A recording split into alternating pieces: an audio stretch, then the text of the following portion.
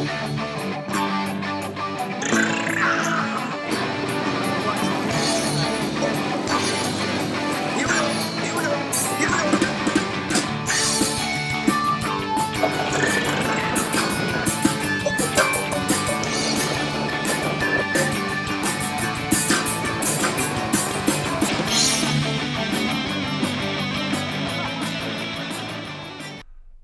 everybody, and welcome back to On the Roof. Today is a treat and a half. We have a wonderful guest, photojournalist Brian Hamill.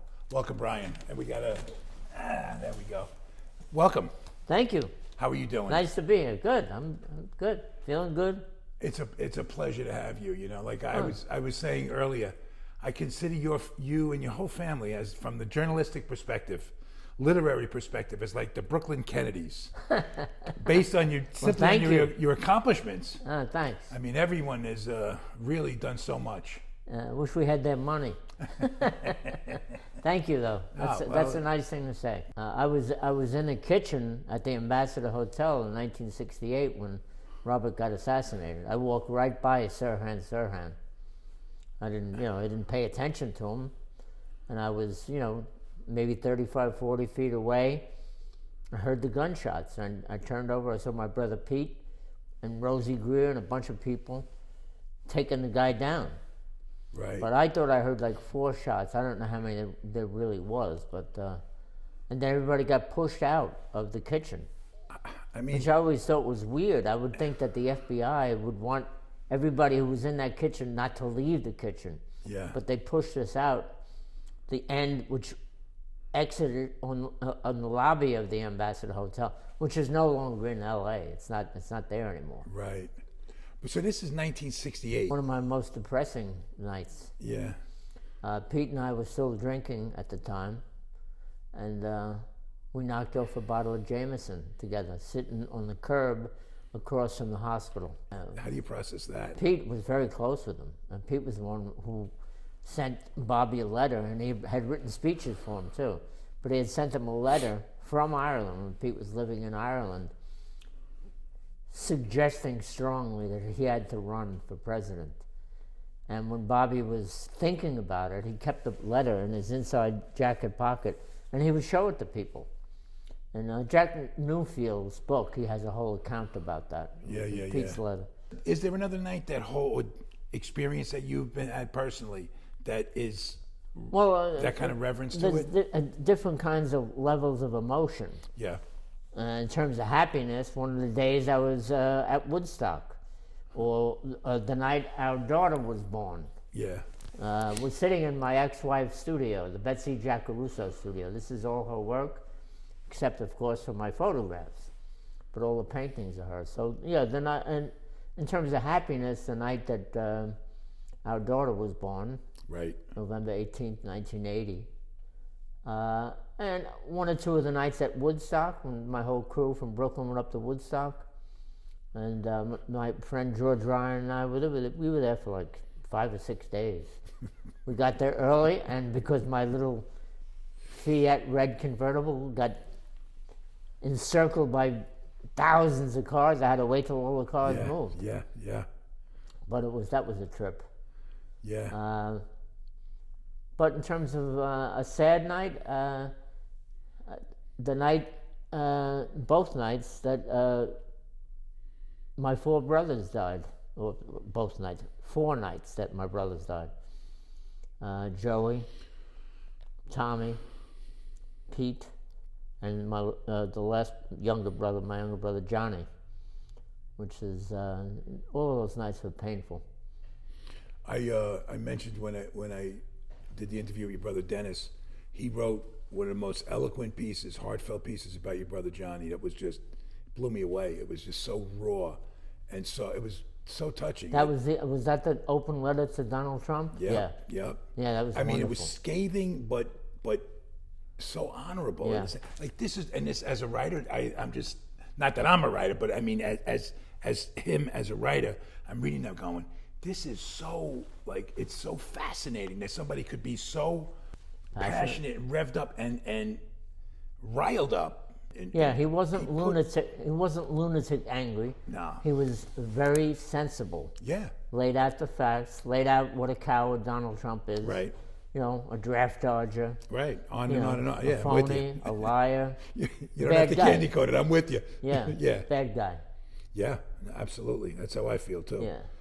But regardless, it was really a piece to honor your brother, and and you also mentioned too that your brother had done so much quietly, like what the kind of man he was. He wasn't about the spotlight so much. He was just about just being who he was to his truth. Sorry. Yeah. No, he was low key. Yeah. He was low key. He was a terrific dad to his daughter Molly, a terrific husband to Christine, his wife. Very smart. He could read a novel standing up. I mean, he read so quickly, and he had read so many books. I mean, he and my youngest brother, Joe, were real intellects, legitimate intellects. Were you all in a sense? Well, we were all well-read. It was important to us. One of the big things that we got, because we grew up poor, and where we grew up, it was a tough Irish neighborhood. Yeah. And nobody had any bread, and there was 7 kids in my family. The big deal was to get a library card. Yeah. And the library is a couple of blocks from where we lived, so that was special. And my mother and both my mom and my dad were readers. Yeah. That's my important. father was a drinker, my mother was not. But my father would read all the time and then go out drinking. Got to get the words in first. That's it. Yeah, exactly. So let's talk about your career. I wanted to start with this book that you did, Dream Lovers. Could you talk about this? It's a collection of photographs I did of John alone, and then before I did John alone, which was in February 1975 at the Dakota when he moved. But before that, you see John and Yoko on the cover. It's called Dream Lovers. The first time I shot them together was at 105 Bank Street in the West Village. And of course, I was a big Beatle fan growing up, and in fact, John Lennon was my favorite Beatle because he always had that. He had that look on his face, like, as we used to say in the neighborhood, rub it on your chest. But he also had a sensitive side. Yeah. A very sensitive side, because look what great songs he wrote. Yeah. My favorite song of his is In My Life. But there's a lot of great songs. Imagine, but when I met them, I rang the bell. It got arranged. I had an assignment for Parade magazine, which is a Sunday supplement in those days. And Pete, my older brother Pete, had known him because he wrote about him when they first started in 1963. Right. This was 1972, October 1972. Right, they were already done. The Beatles are done. Beatles were done, but he and Yoko were, very close. They were like sidekicks. They did everything together. I could just tell by the warmth, the legitimate love they had. It was really special. And we photographed them. They leaned on the bed and they said nice things to each other. They said nice things about me, John. A phone call came in, and Yoko answered the phone, and I could hear like some music playing in the background. She goes, "Hold on," through the phone. I'll let you speak to John. And John, and they were both listening to it. There's a picture of them in the book, of them both listening. It was the sound engineer for a song they cut together. That's on one of the first albums that they did. Right. And he told the guy, he said, "Let me call you back in like an hour." He said, I'm right in the middle of getting photographed by Brian Hamill, and we were lucky enough to have Brian bring us a bunch of prints that he took of us at the concert at the Garden. So my initial time that I photographed him was a couple of months before, but it was like rock and roll photographs, but I was on the lip of the stage. It was called a one-to-one concert. Okay. So I brought a bunch of prints with me. Right. And I didn't take them out right away. I wanted to see the opportunity to take them out. And after I was down there about 45 minutes, and they both made me feel comfortable, I said, I told him, I said I had photographed the concert. And John goes, oh, great, we'd love to see those. I said, well, I brought you some prints. He goes, really? So they started looking at the prints. Then the phone call came in from the guy, and Yoko handed John the phone, and then they were both listening. And I could tell they were listening to a song, because I could hear it coming through the phone speakers. And he said, let me call you back in about an hour because we're looking at these beautiful photographs. So it was more a compliment that he meant it for me, I think. Right. But he ended up liking the photographs a lot because, anyway, to make a long story longer, we went up on the roof. We did some pictures on the roof. Iconic shots. They never, I photographed them on the roof of the Dakota too. Those, yeah, right. Really iconic. Oh, you did it at Bank Street as well. John and Yoko on the roof of 105 Bank Street. Okay. But I also photographed them on their bed because they had a big bed, and it was a small room with a spiral staircase that led to the roof. But they were very, they welcomed in a nice way. Yeah. It wasn't phony. I could tell neither one of them was a phony. Right. Because I photographed a lot of celebrities in my life, and I have a good antenna for phonies. Using your personal radar, is he the biggest celebrity to you that you've photographed? I would say he and Muhammad Ali. Yeah. Yeah. Well, I photographed a lot of actors that are stars, but to me, they transcend actors being stars. Right. Because of the social causes and all that kind of work that they've done. And their talent. Yeah. Well, yeah. Yeah. Yeah, I've worked with a lot of wonderful actors: De Niro, Bobby Duvall, Sean Penn, Chris Walken, Gene Hackman. A lot of major actors. Yeah. But these guys, Ali and John Lennon, were really special. When you go into to do something like that, like you have a big name artist, and you're going to go and take an assignment to shoot them, right? How much of it is your art? Your craft of actually working with a camera and just being cool and just being who you are to create that energy that's going to be right. Well, it's a combination of everything that you mentioned, but also as a photojournalist, you have to have a good sense of anticipation, when to make a move, when to take the photograph. You have to be ready for the decisive moment, the special moment that captures either the dramatic point of the conversation or the comedic point of the conversation, whatever it is that they're talking about. If they're hugging, you get a picture of them hugging. If they're just talking to each other in a 50-50 profile, you have to get that. When I photographed them in 1972, which was the first time I photographed them not being on stage, I photographed them in 72 in August at the Garden. It was a big concert, but it was different. And I had been working on movies for 2 years, doing still photographs on movies, but only for 2 years. So I was pretty green to that, craft and that end of the business. But like I said, a good sense of anticipation, wait for the decisive moment, the meaningful moment, and also, you have to have a nice personality that doesn't, so you don't come off like an asshole, because then you just chase people away. Yeah. So they were nice, they were endearing to me, but not just to me. After I shot them for about an hour and 15 minutes, John said, is there anything else you want to do? I said, I'd love to photograph you in the neighborhood. I'm in the village. He said, let's go. Didn't hesitate. And we walked around the streets of the village, and they were so nice to everybody. Yeah. Anybody who stopped them to talk, it wasn't like Beatlemania time where they got mobbed, but it was like people saying, hey, John, hey, can I ask you a question? Sure.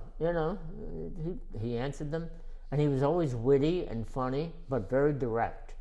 He wasn't a bullshit artist. He was authentic. He felt very centered to me. He seemed like a stand-up guy. Yeah. And he was from a working class guy, like you and I are from. I'm from hero. Brooklyn. You're from Queens. He was from Liverpool. So I mean, Yeah. and you know, we don't travel too far outside of our realm. Right. You know, what we grew up with. That picture that's on the cover of that book is one of the iconic pictures of them as a couple. Thanks. Right?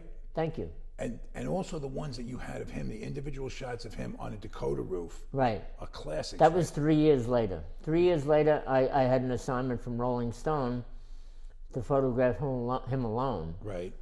But same routine. By the way, I'll backtrack just I rang the bell at 105 Bank Street, and I thought, okay, like in the movie business, I'm going to have makeup and hair people, a publicist, an assistant, all the bullshit that he opened the door, put out his hand, he opened it himself, put out his hand and said, hey, I'm John. Hi, Brian.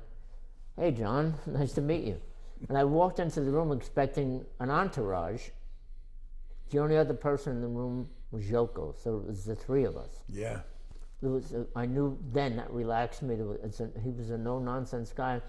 And 3 years later, the same way, he answered the door himself after down below you have to call up and everything and get permission to go up in the seventh floor. He lived on the 7th floor.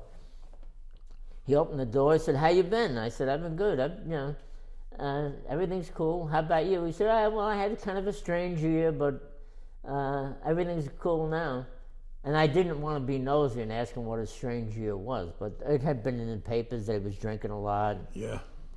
That he had an affair with some other Japanese woman out in L.A. and that he got crazy out there. But I didn't go there because he was nice to me. One of the first things I asked him is, "Hey, do you mind if I go through the apartment with you?" And he says, No, let's come on. And there was a big bed. Since I had photographed him on the bed on Bank Street, right. I said, "Do you mind posing on the bed?" He goes, "No, not at all." Right. He never said no to anything. He said, "I'll tell you what I'll do. Let's put some other stuff on the bed with me." And he got some framed pieces, and he put them on the bed so I could see the framed pieces. One of them had a graphic that had Salvador Dali in it, and I never really perused the image to see exactly what it was. And the other one was a photograph. And but he was so relaxed about everything, He was just nice. And then we went through the rooms, and then we got in front of. I saw an old-fashioned jukebox. So it reminded me of back in the day, hanging out in pizza places and candy stores. Yeah. I said, he goes, "You want to hear anything?" So I said, "Do you have any Marvin Gaye?" And then I thought to myself, what the fuck did I just say to John Lennon? But I didn't want to say, "Can you play one of your songs?" You wouldn't have any Beatles on there, would you? And then he goes, "Yeah, sure." And he put on "What's Going On." As soon as the song ended, I put myself deeper in the hole by going up to him and saying, "You know something? This is the most inventive album of the 70s. And then I thought to myself, what did I just say to John Lennon? Because he had 3 or 4 albums out. But he was cool. It was a little bit of a hesitation, like 8 seconds. And 8 seconds of eternity. Yeah, I agree with you. It's a great fucking album. It is. He was cool about it. Yeah. And, he was, what other celebrity would be so gracious? Yeah. Yeah. Well, like you say, he's true. Yeah. As a journalist, as a photojournalist, right, an artist, right, this is probably in music the most iconic subject that anyone can. And then you have like a couple over time was the Annie Leibovitz cover, right, with Yoko, and then the Bob Gruen picture with the New York City shirt, right, and yours. So what does that do to you to say like yours is like on top of the hill? The time that you spent with him, you got classic stuff. Oh, that's thank you. Literally as clearly representative of him in his truth per se, right? So I mean, so what does that do to you as an artist? Like, how do you come out of that? Do you feel that sense of gratification? You got it done? Well, everything that he said to me, as soon as I finished at the Dakota, as I did after the Bank Street pad, before I got on the subway to go back to Brooklyn, I went at the Bank Street. I went because my brother Pete said to me, "Take notes," because So I took notes, and I took notes after the Dakota too. I went right across the street with the entrance And to you go. do that when the whole session's done. Then you go home and you write your notes, So or you I go wrote somewhere to down write the notes. certain things that he said, and certain things that I thought, like when I was talking about Marvin Gaye. Right. And then it was like, holy shit, what did I just say to John Lennon? I hope I didn't insult to myself. Yeah, yeah. And I was still kind of shaken afterward, but then he put on, he put on what's going on, and well, he did that, and I said that, and he put on one other tune after that, and then he said, I'll show you the rest of the apartment. So we went to another room after the jukebox room, and there was an Asian woman ironing. And then adjacent to that, there was the kitchen. And he said to me, I'm fucking hungry, with his Liverpoolian accent. He said to me, are you hungry? I said, yeah, I could eat. And he said, what about a toasty?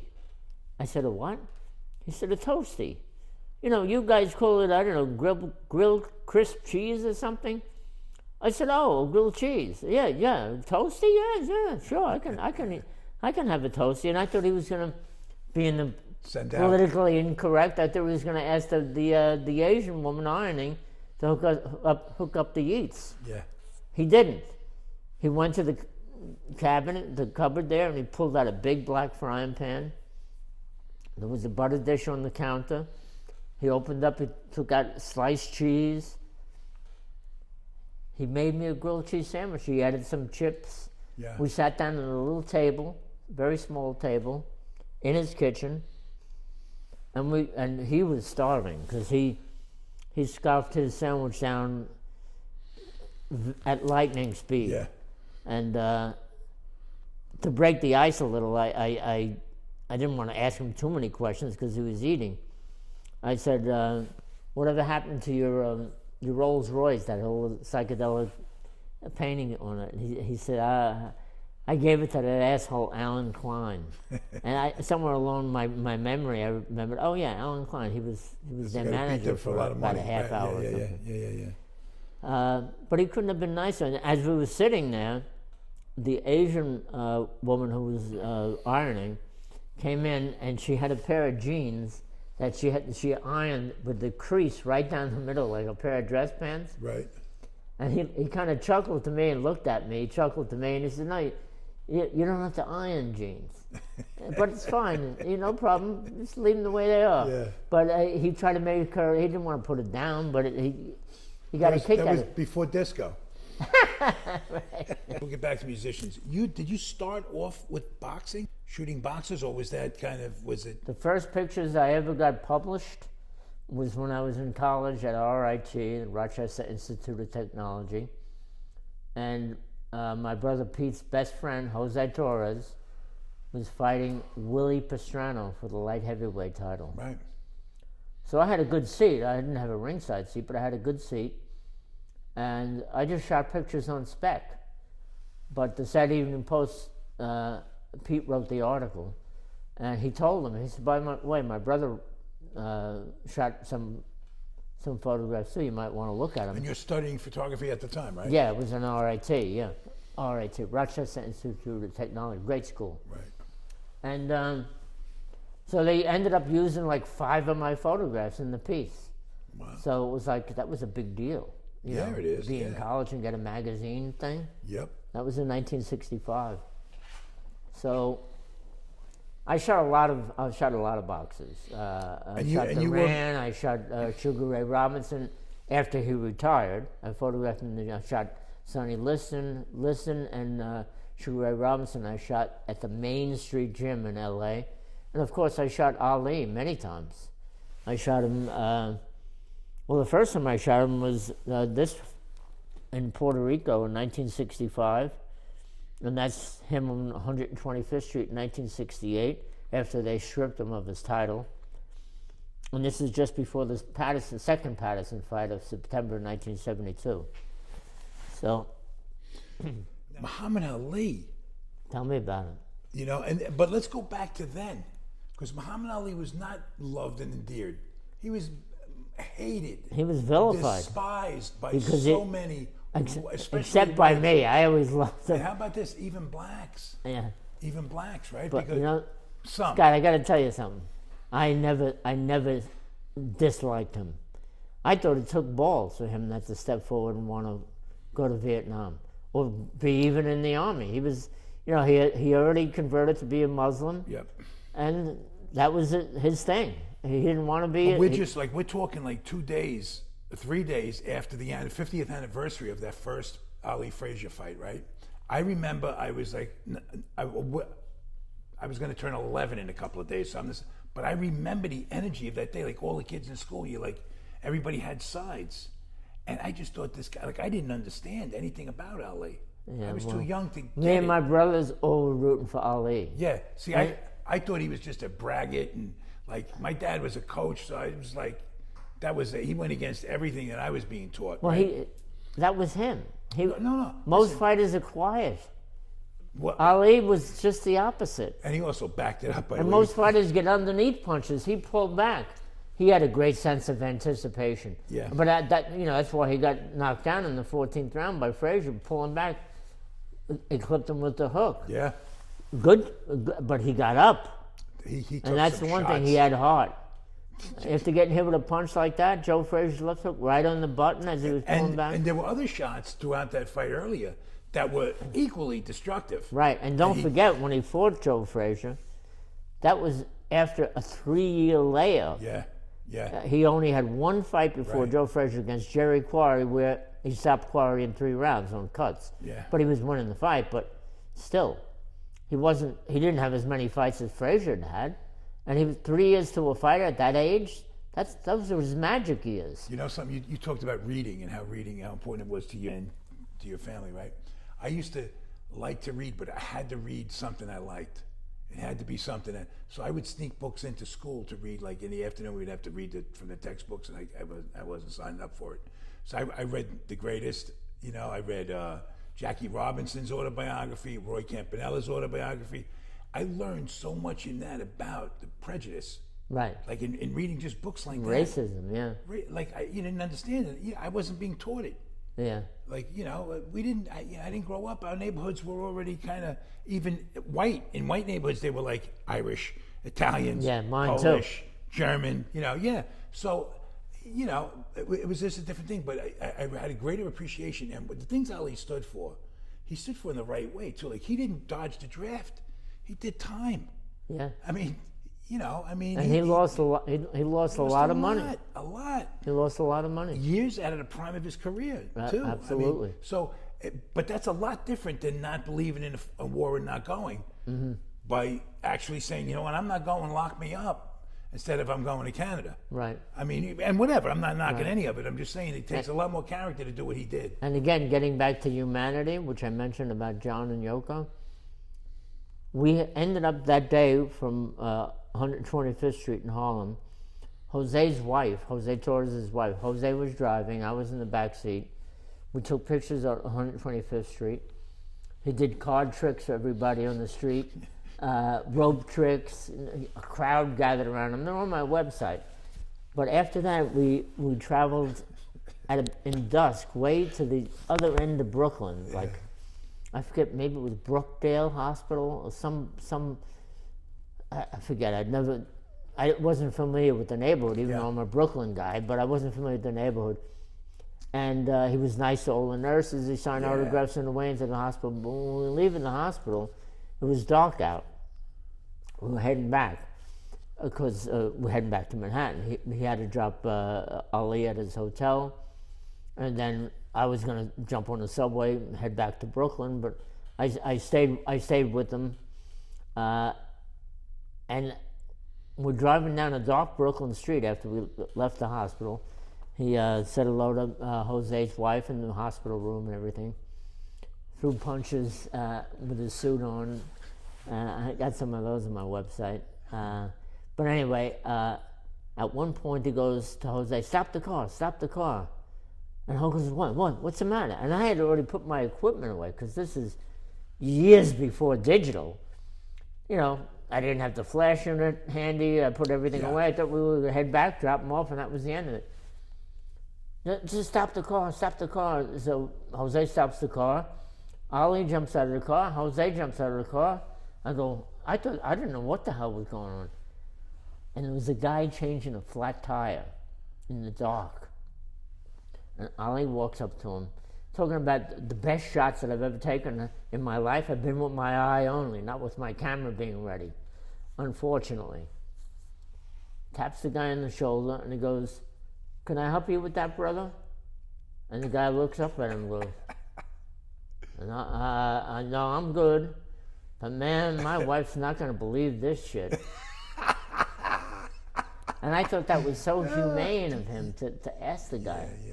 And he wasn't trying to take a bow. He was genuinely trying to help the guy change the flat tire. He would spend days doing that, like just driving around, like just being an ambassador. Like he knew if he was going to go to the airport, he'd be there an hour early because it's going to take him time taking pictures with people and stuff, you know, Yeah, he was nice. Yeah. So I never went through a stage where I hated him. I always loved him. I liked the idea that And funny. He was totally funny, poetic. Yeah. He had balls. I mean, that's clear. That's clear. Look what happened with George Foreman. Everybody, me and my brothers, we all bet on Ali. We won money that night because everybody, including Jim Brown, who was friends with him, thought he was going to get annihilated. He did get annihilated. He just didn't lose the fight. You know, like, I mean, he took a pounding that, I mean... Not really. He wasn't banged up. He wasn't that banged up. He did the rope-a-dope and he got hit to the body, but he took all the punches. From the guy, nobody could punch like him. And then he landed that in the 7th round with a 6-punch combination. No. But to be able to do that after withstanding what he withstood. Yeah. Unbelievable. Yeah. And then there's so many other fights. Jimmy Ellis, who they say punched harder than Foreman. And he beat everybody in his path, and he fought everybody. Well, Jimmy Ellis was his sparring partner. Yeah. Cleveland Williams. That was, before he fought Liston, Cleveland Williams was considered the big puncher in the division. Yeah, right. He ducked nobody. He deferred all the great fighters. Zora Foley. You name a good fighter from that era. Bonavena. Chuvalo. Stop Bonavena. Yeah. Chuvalo. So he was truly an exciting guy. Well, it was so hard to watch him at the end when the motor skills were there, but he just couldn't. That whole Parkinson's. He stayed in it too long, and that's how we got his problems. But some doctors say it has nothing to do with it. It's just like Parkinson's itself. Yeah, right. But Parkinson's can be brought on by punches. Okay. Yeah, my mother got mugged, and that's how she got her Parkinson's. Really? Yeah, my mother got mugged badly. Yeah. And what? So from the trauma of that, like what it does to your skull, your brain. Exactly. Yeah. Really. And the same thing with Jose Torres. At the end of his life, may he rest in peace. May Ali rest in peace. He had Parkinson's and a little touch of Alzheimer's. And he was as sharp as a tack and funny. And you started out as you wanted to be a fighter, right? You started to train? To go back further, before I even met Ali and got into photography, I had met Floyd Patterson because I was hanging around with a rough crew in Brooklyn. Yeah. And Pete wrote Floyd Patterson. That was when you were a hitter. Is that when you went to? Yeah. You mentioned hitters to hippies. That was the hitter. Really? Way before. Yeah, I was still a hitter. Yeah. And Pete wrote Floyd a letter and said, I'm worried about my kid brother and this and that. It was before Pete was a reporter. He was still an artist.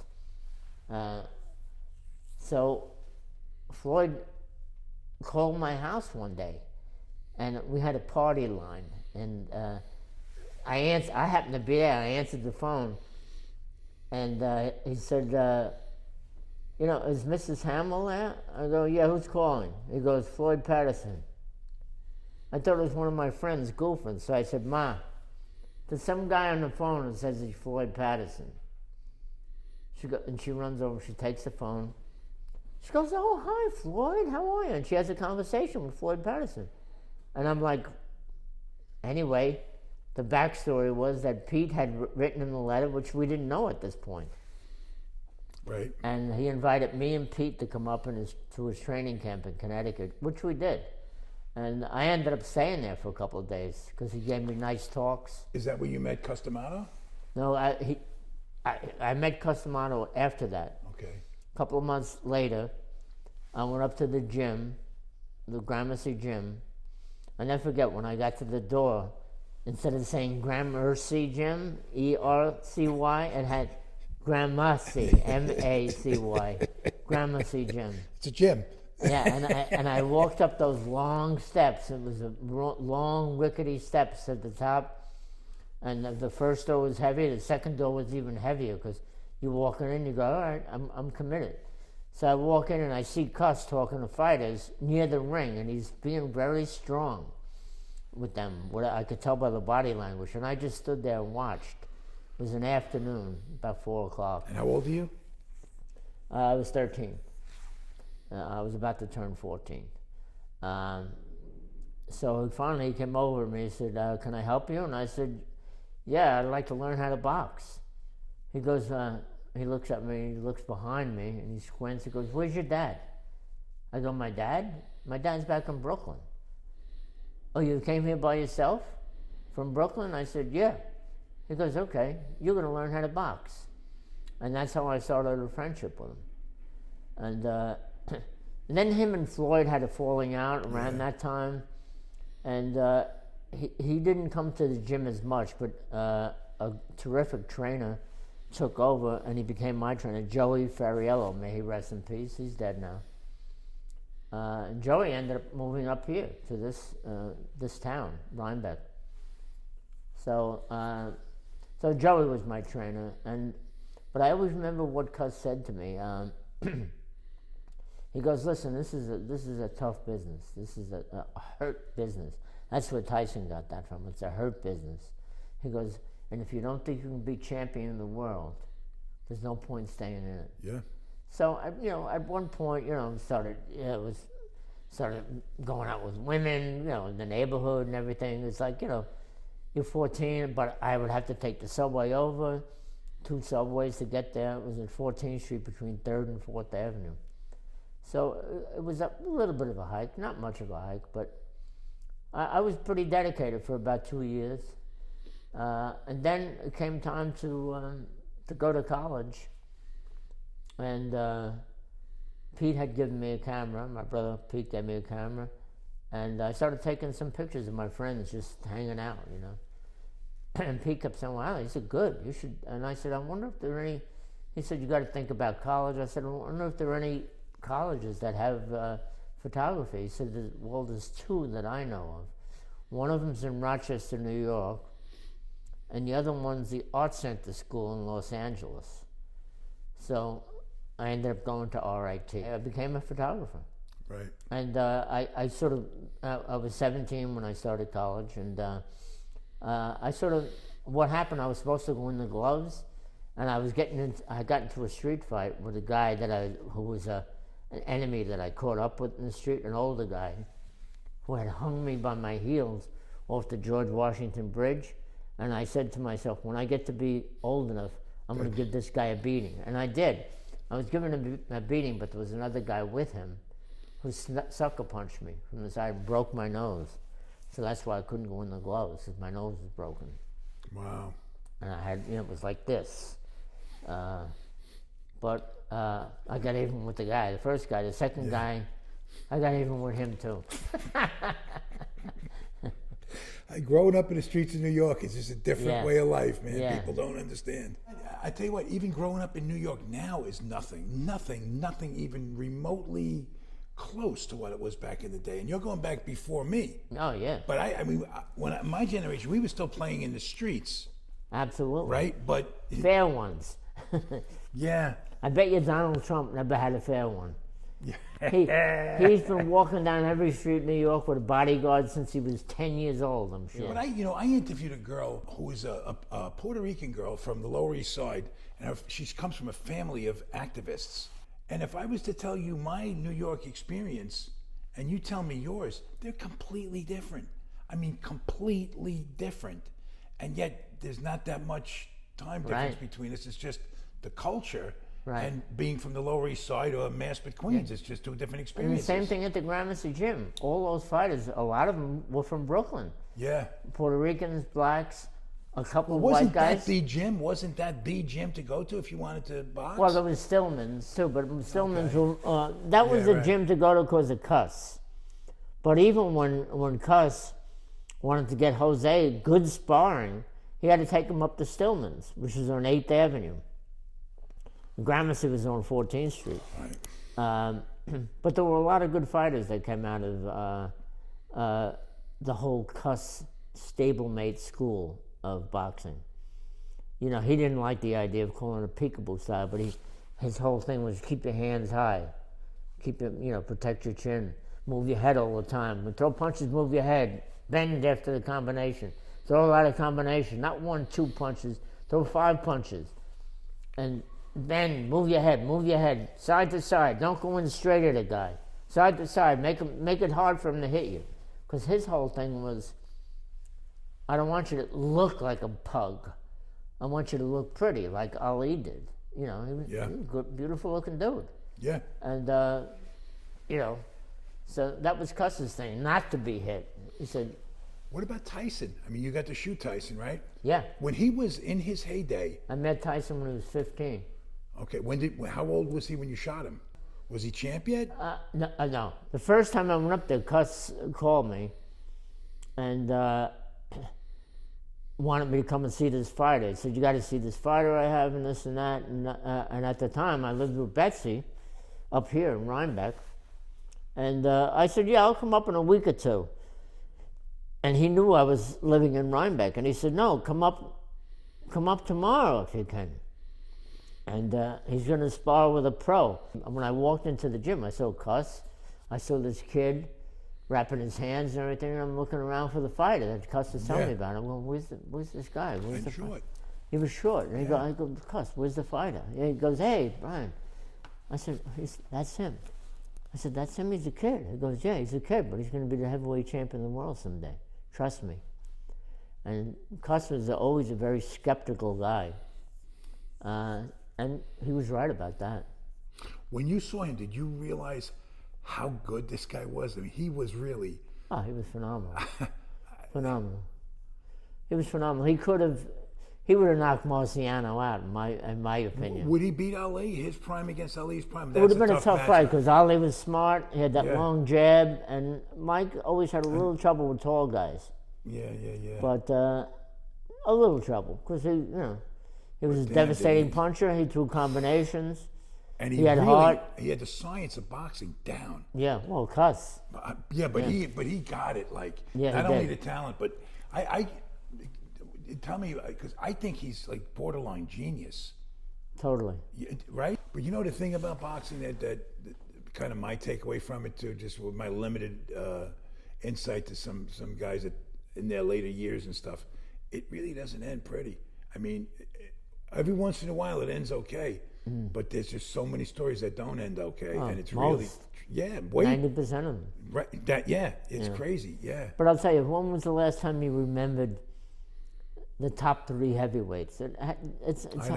It's hard to even name them now. None of them are as exciting as Tyson.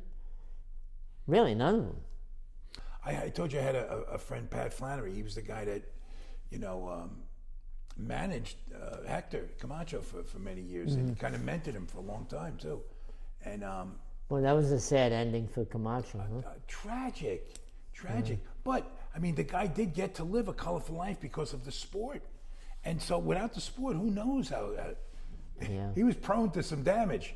He was one of these live energy guys. So athletics is an out for so many people. Right? Yeah. With that energy where it's not taken to guns and everything else and just ending it all too soon. Yeah. And that's why I liked when music really came into the whole thing with the hippie culture. Yeah. Because, Dylan came along, the Beatles, the Stones. Yeah. And it turned all the hitters in my neighborhood in Brooklyn, because we were a lot of hitters. Yeah. Turned us all into hippies. And that was cool. And then Woodstock capped it all off. Do you think, as a man, that coming from that world, the hitter world, that made it easier to transfer over to the hippie thing? Like, no, and you basically, you don't have a whole lot to prove. You know you're going to stand up. You know how to handle business. Yeah. A lot of people go straight to hippie. They avoid the hitter. Most people. They avoid earning it. But but you know what? I would hate my grandson and my granddaughter to have the turmoil that I went through as a teenager. Of course, I know. You know, I know, but that's quagmire. I know. Gangs and shit like that. Who needs that? You know, I don't. You don't want that. I don't want to welcome that for I my. But that's the thing. I deal with people all the time. I think, especially people that have really come through hard adversity growing up, where that's what gave them the character of who they are. Exactly. And when you know that, and then you have kids or grandkids, and you say, you know, I don't. As much as I know how that defines me, I don't want to see somebody I love go through that. No. It's a kind of, Look what John Lennon went through too. With his mom, all the whole mom lot of stuff. and grew up with his aunt. That's why he became an artist. He was an artist. You know, he went to an art school before he got into singing and all that. There's also an Irish thing to it too. And Yeah. he was Irish too, by the way, John Lennon. But like, I have a friend, Danny, who says the only thing an Irishman can hold tighter than a beer is a grudge. You proved it chasing that guy down how many years later, right? But My favorite thing, the Irish are very fair people. They never speak well of each other. Yes. These pictures of Ali, this was on 125th Street. Right. Right after he came out of the... No, he got suspended from the New York State Athletic Commission So in this is when he '67. Okay. And he didn't fight again until 1970. Right. And that was against Jerry Quarry in Atlanta. Right. But this was taken on 125th Street because Jose Torres was friends with him. And Jose called me up and said, "You want to photograph Ali again?" Because he knew I photographed him. That was in Puerto Rico. That's a great shot He too. fought an exhibition on a before Jose, and that was only 3 weeks after he knocked out Liston the second time. You know, first round knockout. And he did Jose a solid. Phantom shot. Yeah, but no, it was a decent right hand, but Liston didn't want to get up. Did you know Jimmy Knapp? Did you know who he was? Yeah, he was a wise guy. Yeah. They would all come to him. Like Marciano came to him. I got stories from Tony and different guys like that. It was from back in those days. Boxing was a different game. Oh yeah, I mean, listen, Jim Norris, who Cuss had his big beef with, who ran the International Boxing Commission. He was friends with Frankie Carbo, a big wise guy from Philadelphia. And that's why Cuss didn't want to do business. That's why a lot of people say Cuss didn't have his fighters do a lot of fights. A lot of guys say that from back then. There was a guy, Joe Maselli. Did you know the name Joe Maselli? Joe Maselli fought 12 world champs and beat 6 of them. And none of those 12 fights were for a title. Mm-hmm. He could sell tickets. Everybody loved him, and he could sell tickets, so they'd fight for the gate. Right. But he wouldn't have a shot at the title. Right. He beat Kid Gavilan. Mm. Like all these fighters he fought, I'm just like, it's just, and he was a really great guy. I met him way in his late years in life, and you just when there's so many, everyone in Ring 8 would hold him in such a high reverence because, as a man, he did what he had to do. He did he just wouldn't go along with the game. There was a lot of wise guys in the business, especially in the 40s and 50s. Yeah. And Cuss he didn't want to deal with wise guys because he was, an Italian American. And then they tried to say that, that he was really like friends with Fat Tony Solano, but Cuss never was friends with Fat Tony Solano. Yeah. They tried to say that about him, but he didn't like wise guys. He was an Italian American who didn't like wise guys. Yeah. Let's talk about some of your pictures, like the ones we have looking right at us here right now. Talk about this picture. This is where was That's that in taken? the Dakota, February 25th. 1975. That was 2.5 years, almost 3 years after I photographed him at the Bank Street apartment. This was after we did all those pictures in the apartment, the Bank Street apartment, in front of the jukebox. After he made me the toasty, the grilled cheese sandwich. After I photographed him on his bed, I said, "How about the roof up here? Is the graphics, good graphics on the roof?" His answer was, "Great fucking graphics." So we went up to the roof, and that's the first picture I took of him up on the roof was I like Adam the Elvis button. Yeah, but there's another one in my book that I sell more of than this. I sell all these prints too, limited edition of 25. How does somebody who's watching this and wants to reach out and wants to get one of your prints or wants to get your book, how do they get in touch with you? They should get in touch with Betsy. Okay. At the Betsy Jacaruso studio. Is there a website or? Yes, there's a website. Bets, what's your website? It is BetsyJacaruso.com. Okay. BetsyJacaruso.com. BetsyJacaruso.com. Or it's the Betsy Jacaruso Gallery in Rhinebeck, New York. Right. They can call, and I can sign the books for them. She's a phenomenal artist. The people should look at her work. We're going to get her on the roof. Good. Yeah. Good. I'm glad. So, yeah, they can call her, and I can sell prints through her, or they can go on the website and send me an email.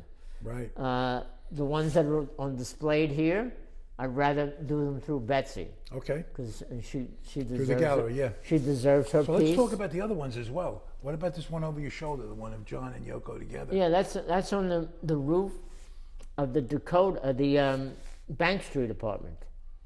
Same time I photographed the cover of this. The cover, that was taken the same day, October 13th, 1972. What's the difference to you, with your eye, between that shot and this shot? Well, this one, Yoko's looking directly at me. And here she's kind of looking down. John has a slightly different smile, slightly different. It's just a hint of a smile in both of them. But that's a horizontal frame, and that's a vertical frame. Okay. So they're very similar, except the big thing is Yoko's look. Yeah. She's looking right at me here. Right. And looking down in that image. And they're both great, captured looks, but they're different. Yeah, they are. Yeah, you're right. But when I saw that cover, I'm going, that's the classic shot of the two of them. Yeah. The classic, thank you. It's a classic shot. Oh, thanks. I appreciate that. Yeah. Really. It's amazing. Very kind of you. And it's perfect. Have people go to my website. They can see all my stuff. BrianHamill.com. And as far as your boxing shots, right? So we got these Ali shots. I saw so many other ones that you did, like great sessions with Roberto Duran. Mm-hmm. I mean, and again, when you talk about boxing, he was the king of the sport for a while there. Oh, yeah. I mean, hands of stone. I mean, he was demolishing people. Unbelievable. What was that like when you spent time with him?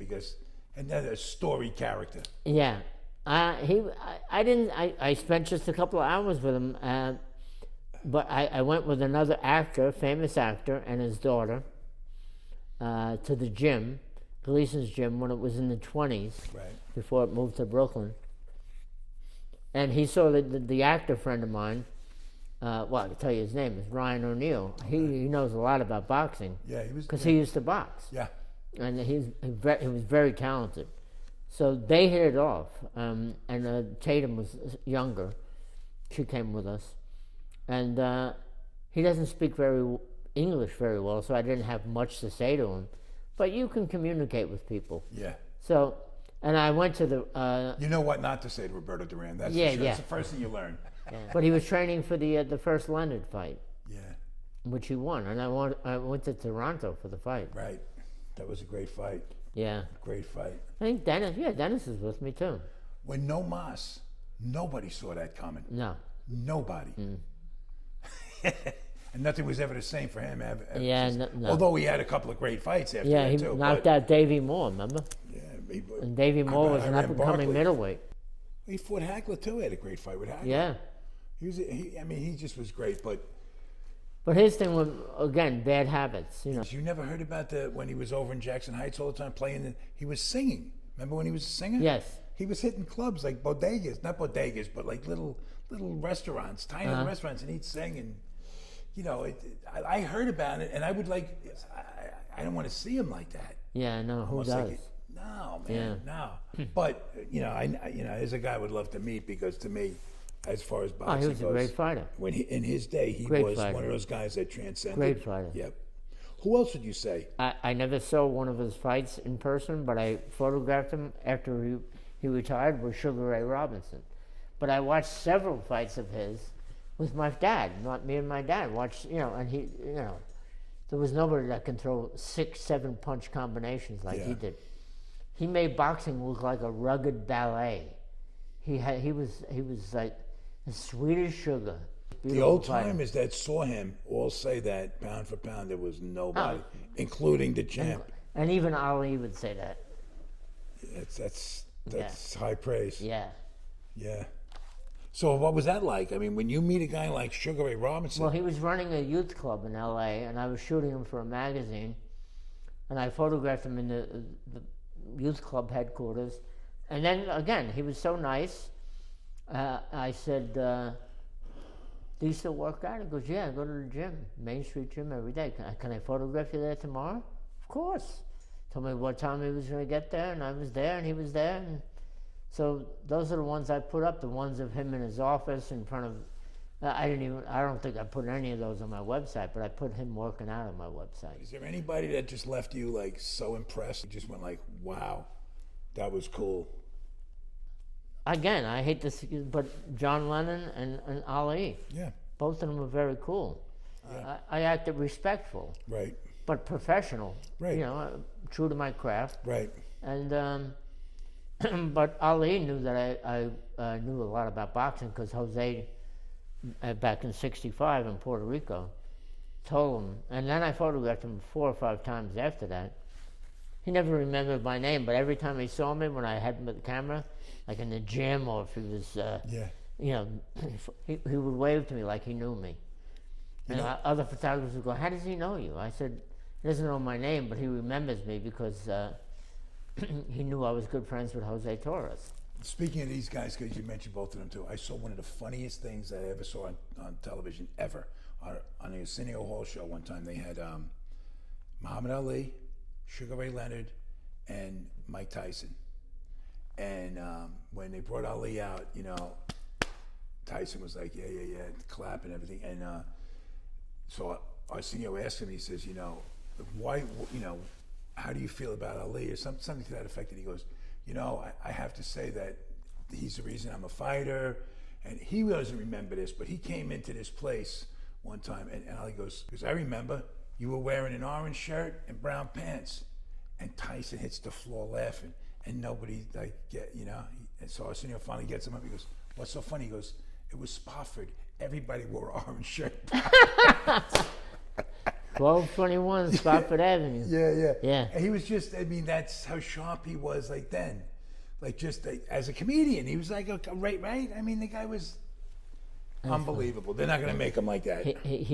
Tyson loved Ali. Yeah. But I had one other funny story about John Lennon. When back in the day, he used to wear a cap with the snap open.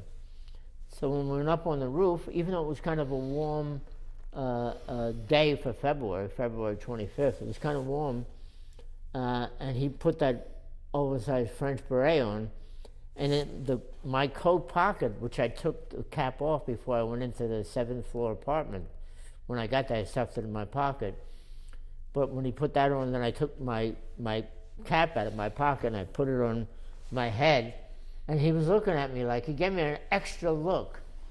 And I said to him, sorry, John, I copped your style with the cap. Because if you see, there.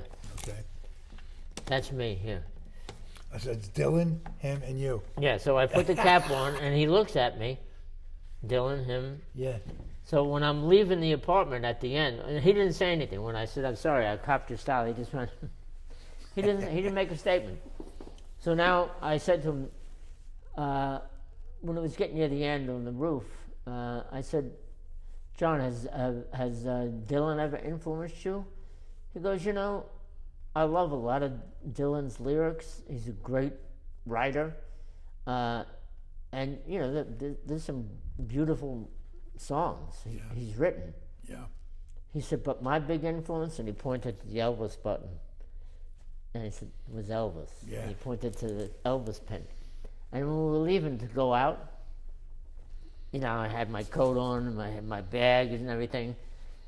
And he walked me, he said, I'll walk you to the door. Don't forget, he opened the door when I came in by himself, walked me to the door when I was leaving, put his right hand on my back, and he said, he pointed to my hat, and he said, don't worry about copping my style. I copped it from Dylan. Which I thought was funny. Yeah, it is funny. I laughed all the way down. Yeah. And I immediately went across the street to the pocket and wrote that down, so I can't forget that. Yeah. So that's when we did the book, I asked the publisher, can we do those? Yeah, that's I only have one request, but I think Dylan should be on the left, should be horizontal strip, John in the middle, and then me, because I was the last one to wear my cap like that. Right. And I did it in honor of him. Yeah, it's cool. But that day, when he put the French beret on, I almost was like, oh, why isn't he wearing the snap-open cap? I tell you, Brian, I want to thank you for your time and your generosity. We haven't even really tipped the iceberg. There's so much more. We didn't even go into your Rolling Stone stories, and there's just so much more. But we can do this again, hopefully. Anytime you want. Yeah. I enjoyed it, and listen, it's nice being on camera for another working-class guy like myself. Well, We're both New Yorkers. That is so evident. that's And for sure. I want to thank Betsy for letting us Yes. shoot in the studio. Betsy Jacaruso Studio. This is a beautiful place. And Betsy's going to be here. Well, I'm going to be here again. To interview Betsy. To Good. interview Betsy, because her work is phenomenal, too. Oh, it's amazing. If anybody wants to get in touch with Brian, if you want to buy the book or any of his prints, at Betsy Jacaruso Studio in Rhinebeck or betsyjacaruso.com. Is that right? Yeah, Yeah. And that's the great Brian Hamill. right. Thank you, Brian. Thank you. All right.